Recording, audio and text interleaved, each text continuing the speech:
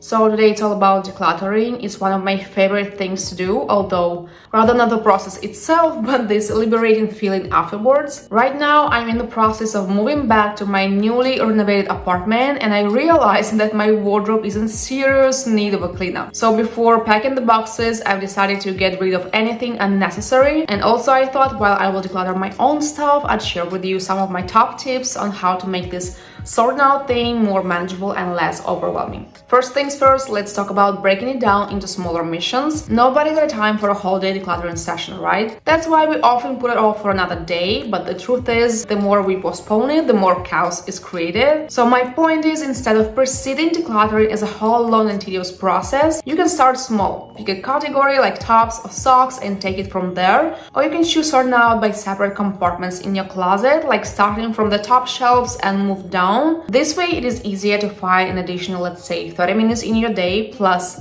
when you will look at a clean and organized portion of your closet, this will give you an extra boost of motivation to tackle the rest more quickly. Next up, once you've decided on the category or a wardrobe section, pull out absolutely everything from these shelves and drawers. Having it all laid out will help to see the full extent of what you own and assess what you really need and what can be donated, sold, or tossed. And also don't forget to give those shelves a good wipe down. If you're unsure about an item you haven't worn for a while, just give it a try. See if it still fits and makes you feel and look good. I promise this will make decision-making process a whole lot easier. Do you have such items that are difficult to combine with something? You bought them, but they're just sitting in your wardrobe and you think, well, someday I will definitely find something matching for this skirt or blouse. So just estimate how long it's been. A year since you bought them? Maybe 2? If so, then you won't find anything. Trust me. And since they're new, it's a pity to give them to someone, right? So it's easier to sell. And if you've never done this before, there are so many websites out there where you can easily sell your clothes. Personally, I use Vinted app,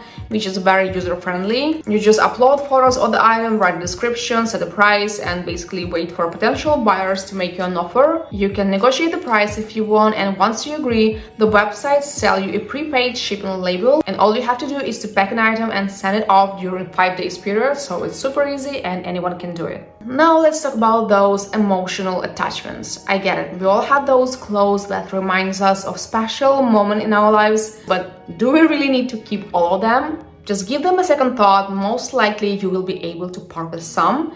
If you have photos or videos from these events, then you can cherish them instead of physically having such thing that just covers dust in the closet and takes up extra space. Oh, and don't forget about the accessories. Take some time to sort through your jewelry, hats, scarves, and belts. You might be surprised on how many useless things you've accumulated over the years, as well as some cool new items you may have already forgot about. Always consider the season, especially if you have smaller wardrobe space. When the weather changes, do not delay and store away all the things you won't use for the next few months. Whether it's packing away your winter coats in the spring or storing your summer dresses in the fall, by keeping up with seasonal storage, you'll make it easier to manage your wardrobe and keep it more functional. For such purposes, I've been using these huge black IKEA boxes for the last 7, maybe 8 years. They're very practical and roomy, and they're easy to carry and convenient to store under the bed or somewhere, on the top shelves on the closet. I also like that they're quite long, which helps my clothes to be less wrinkly. For shoes, I just recently bought this organizer on Amazon of a similar shape, the separate cells for shoes. This set comes with 2 boxes, and I like that the covering upper part is transparent, which is very convenient.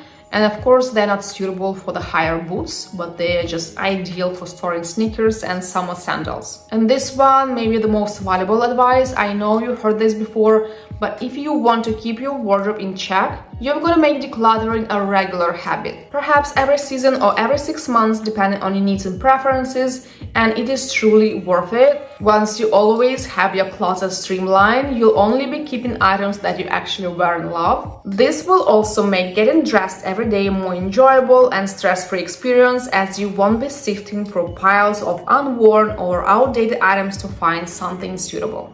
That's it for today's video on wardrobe cleanup. Go ahead and hit that like button if you found this video helpful. And don't forget to subscribe to my channel for more tips and tricks on living a more organized and stylish life. On this note, as always, I thank you for watching and we'll see you in my next one.